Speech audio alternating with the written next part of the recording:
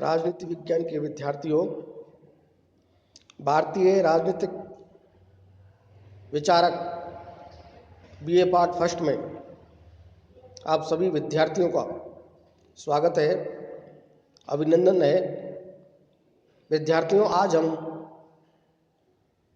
भारतीय विचारक शुक्र को लेकर आए हैं और प्राचीन भारतीय राजनीतिक चिंतन में आचार्य शुक्र के प्रसिद्ध ग्रंथ शुक्र नीति का महत्वपूर्ण स्थान है। जैसा कि आप सभी जानते हैं, शुक्र नीति के रचयिता शुक्राचार्य का नाम प्राचीन भारतीय चिंतन में एक सम्मानित स्थान रखता है। विद्यार्थियों, शुक्र नीति इतना प्राचीन ग्रंथ होते हुए भी इसमें अनेक विषयों का विवरण है जो आज भी प्रासंगिक है और उपयोगी भी है। भारतीय चिंतन की गौरवशाली परंपरा का ज्ञान इस ग्रंथ से होता है। जैसा कि आप जानते हैं, कौटिल्य के अर्थशास्त्र और मैकियावेली के द प्रिंस के समान शुक्र नीति में भी राजा को शासन करना सिखाया गया है। विद्यार्थियों, इस प्रकार इसमें राजनीति का सैद्धांतिक नहीं अपितु वरन व्यवहारिक पक्ष पर अधिक महत्वपूर्ण जोर दिया गया है। शुक्र के अनुसार शुक्र कहते हैं कि सभी आशंकाओं को त्याग कर राजा को ऐसी नीति का पालन करना चाहिए जिससे शत्रु को मारा जा सके, अर्थात विजय प्राप्त हो सके। विद्यार्थियों, अब हम चलते हैं शुक्र नीति में जो दंड नीति का उल्लेख किया गया है, विवेचन किया गया है, उसकी जो श्रेष्ठता है वो क्या है। विद्यार्थियों, शुक्र नीति कौटिल्य के अर्थशास्त्र के समान मूलतः राजनीतिक प्रकृति का ग्रंथ है और इसमें शुक्र ने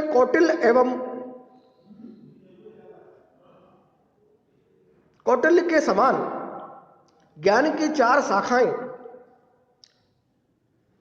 जो बताई है उनको स्वीकार किया है और शुक्र नीति के टीकाकार वीके सरकार के अनुसार दंड नीति शासन करने तथा निर्देश देने से संबंधित विधा है।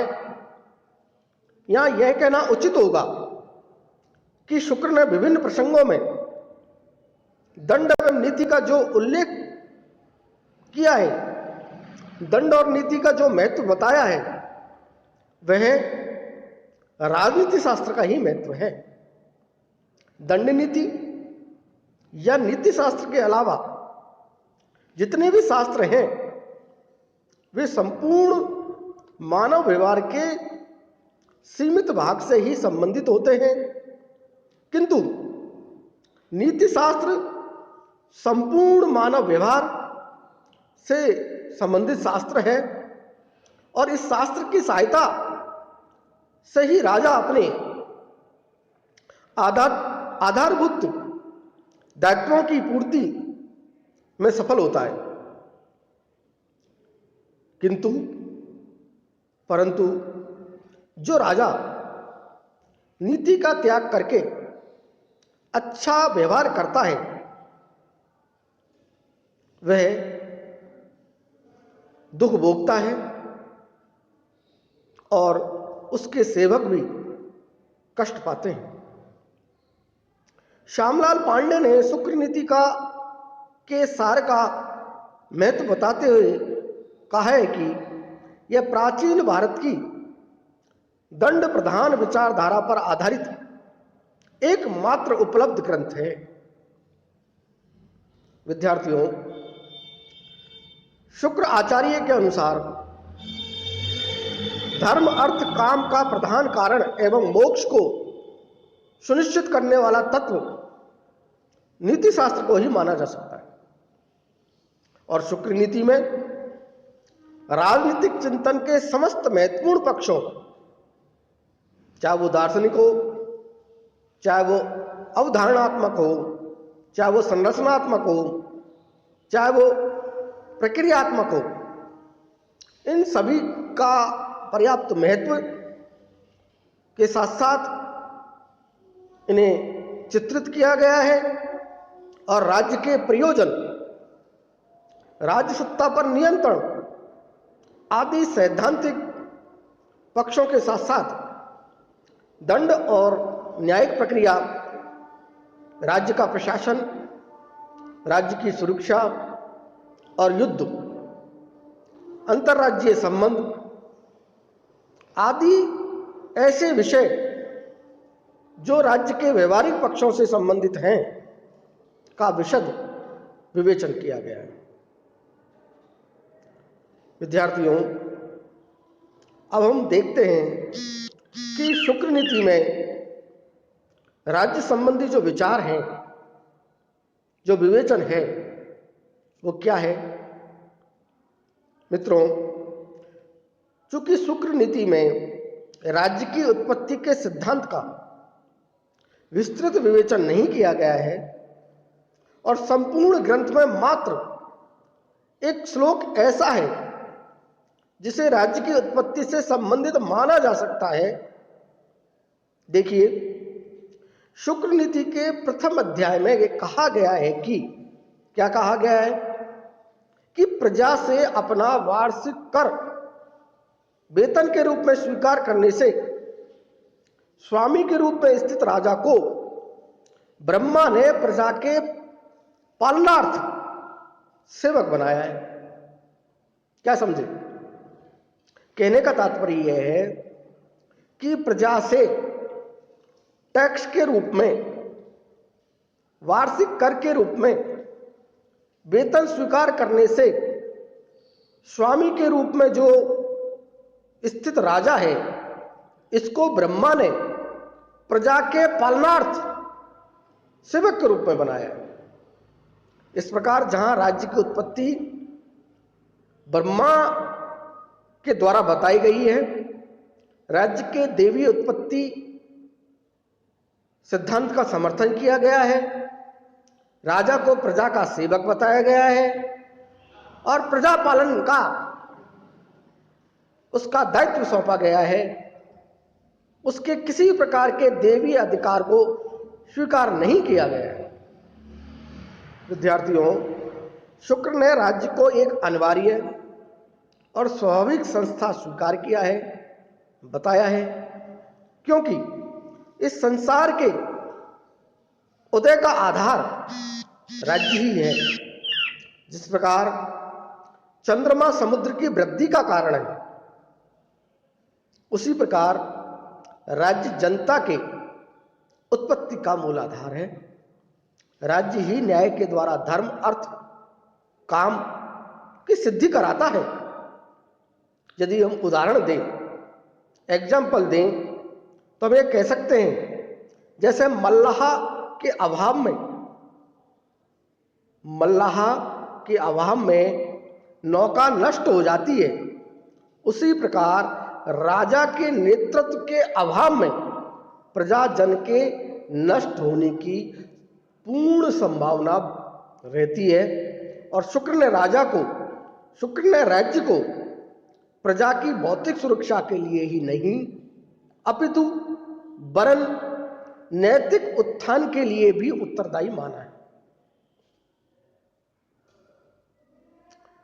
विद्यार्थियों, राज्य की उत्पत्ति के ये देवीय सिद्धांत के बाद हम चर्चा यदि करें कि राज्य का क्या कार्य क्षेत्र है, तो शुक्र नीति में राज्य के कार्य क्षेत्र को अत्यधिक व्यापक बताया गया है और शुक्र ने राज्य के कर्तव्यों के 8 प्रमुख क्षेत्रों का उल्लेख किया है, जिसका विवेचन हम बारी बारी से करेंगे। मित्रों, पहला यदि राज्य का कर्तव्य हम यदि देखें तो वो प्रजा और जो राजनीतिक समाज है उसकी सुरक्षा का दायित्व राज्य का है। विद्यार्थियों, राज्य का सर्वाधिक महत्वपूर्ण कार्य बाहरी और आंतरिक शत्रुओं से प्रजा की रक्षा करना है। आंतरिक शांति को बनाए रखने की दृष्टि से शुक्र ने राजा को निर्देशित किया है, आदेशित किया है कि वे दुष्टों और आक्रमण करने वालों से प्रजा की रक्षा करे, सज्जनों की रक्षा करे। और चूंकि शुक्र नीति सार में राजधानी प्रशासन और ग्राम प्रशासन के वर्णन में भी आंतरिक और शांति व्यवस्था को बनाए रखने पर जोर दिया गया है और राज्य के द्वारा विभिन्न मार्गों को डाकुओं और उपद्रवियों से सुरक्षित रखने की आवश्यकता को स्वीकार किया गया है। शुक्र के अनुसार इस दायित्व के पालन में उदासीनता के कारण प्रजा में शासन के विरोध के प्रति विरोध का भाव पनपने लगता है। इसलिए चाहिए, राज्य को चाहिए कि वो प्रजा की आंतरिक शांति और व्यवस्था को बनाए रखने में अपनी भूमिका, अपने दायित्वों का निर्वहन करें। विद्यार्थियों, राज्य के दूसरे कार्य क्षेत्र की यदि हम विवेचन करें, वर्णन करें, तो दूसरा कार्य क्षेत्र उसका पब्लिक वेलफेयर का है, लोक कल्याण का है। और चूंकि शुक्र ने राज्य के अहस्तक्षेपवादी धारणा के विपरीत राज्य के लोक कल्याणकारी स्वरूप का प्रतिपादन किया है, इसलिए राजा स्वयं के सुख के लिए प्रजा को कष्ट नहीं पहुंचाना चाहिए, क्योंकि प्रजा के दुखी रहने से राजा नष्ट हो सकता है। इसके अलावा विद्यार्थियों, मित्रों, सभी विधाओं, विज्ञानों और कलाओं का विकास किया जाना चाहिए, विद्वानों का सम्मान किया जाना चाहिए और प्रजा में धर्म की वृद्धि के उपाय करना चाहिए। देवालयों को बनाना चाहिए, मंदिरों का निर्माण करना चाहिए, कुएं, तालाब, बावड़ी का निर्माण कराया जाना चाहिए, नदियों पर पुल बनाए जाने चाहिए, वृक्ष लगवाने चाहिए, पर्यावरण की सुरक्षा की जानी चाहिए। इस प्रकार कृषि और व्यापार की उन्नति करनी चाहिए। इतने प्रकार के कार्यों से, पब्लिक वेलफेयर, लोक कल्याणकारी कार्यों से जनता में स्वामी के प्रति, राजा के प्रति, राज्य के प्रति एक सम्मान की भावना की जागृति होती है। इसलिए राज्य का दूसरा कार्य क्षेत्र लोक कल्याणकारी के रूप में होना चाहिए। विद्यार्थियों, यदि हम इसके तीसरे कार्य क्षेत्र की चर्चा करें तो वह है अर्थव्यवस्था पर नियंत्रण। चौथे कार्य क्षेत्र के रूप में राज्य के सामाजिक दायित्वों की गिनती कर सकते हैं हम। और अगला कार्य यदि हम क्षेत्र देखें तो राज्य का शैक्षणिक माहौल को बनाए रखना भी राज्य के कार्य क्षेत्र में आता है। इसके अलावा कानून, विधि, नियम और न्याय की व्यवस्था करने का कार्य राज्य के कार्य क्षेत्र में आता है। और अंतिम कार्य क्षेत्र इसका प्रशासनिक व्यवस्था का कुशल संचालन करना राज्य के कार्य क्षेत्र के अंतर्गत ही आता है।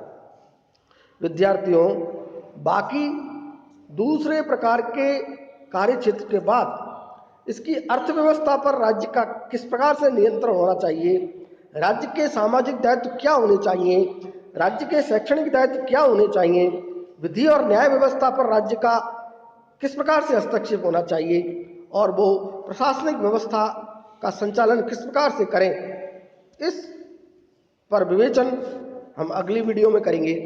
तब तक के लिए धन्यवाद।